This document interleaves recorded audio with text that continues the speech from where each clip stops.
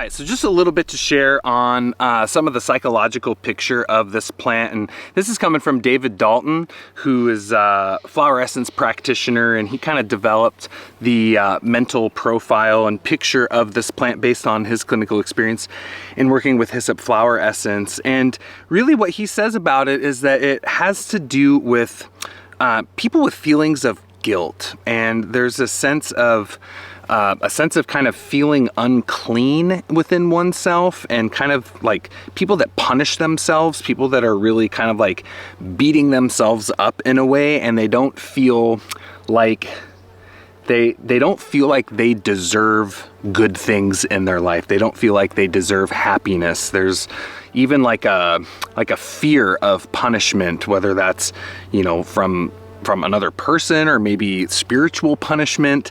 This book does have some biblical references. You know, they say in the Bible to purge oneself with hyssop so that you'll be clean.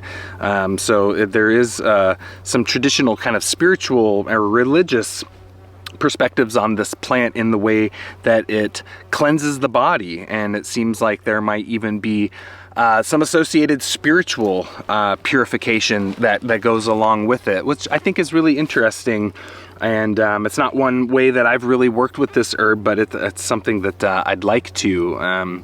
We're probably going to be making a spagyric essence of this plant, which, you know, the spagyric essences are really cool because they bring out all of and concentrate the physical properties of the herbs alongside with those subtle psychological, emotional, and spiritual properties of the herb too, many of which are, you know, noted in the flower essence type preparations. So we're going to be making an essence out of this plant. I'm actually really looking forward to working with it in that form. It'll be the first time we've made the essence of it, in which we'll distill out the volatile oils and ferment it into a wine, distill all the alcohol off of the wine, and then calcine all of the alkaline mineral salts and put all that back together. The sulfur, the mercury, and the salt, as they say in alchemy.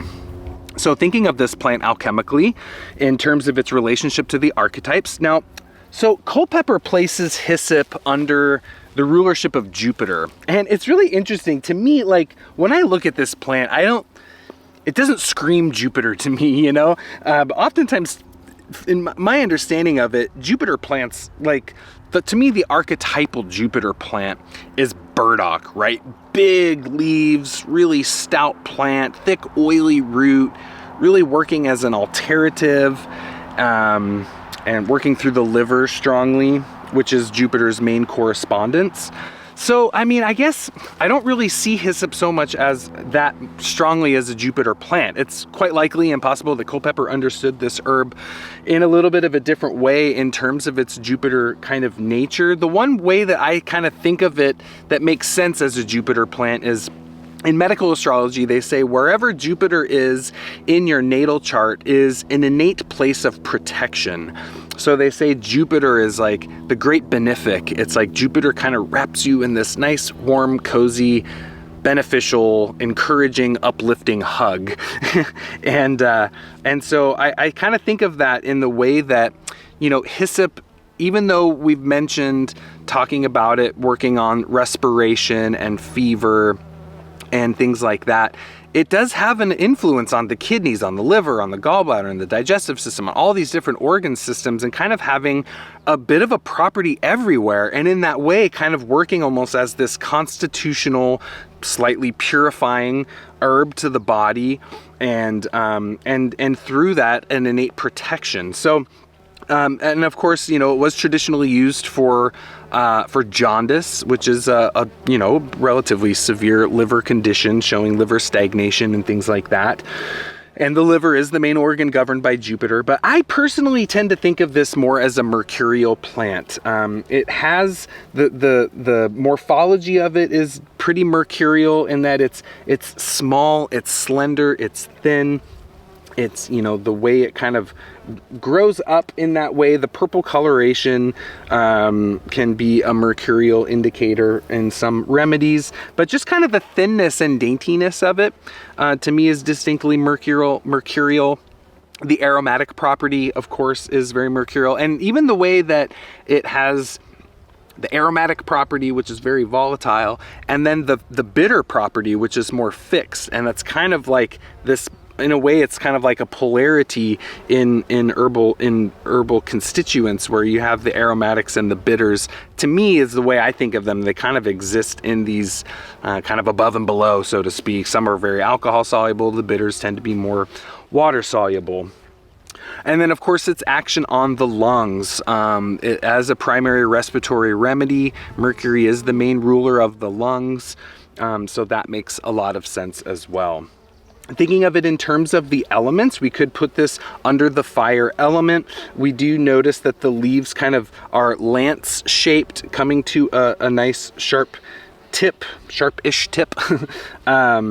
So fire element does make sense, especially in the way that this herb is very warming, very dispersive, very stimulant. It's used to treat fever. It's used to treat heat and inflammation acutely, but it also has that warming property that's dispersing coldness, which is a natural fire element quality there.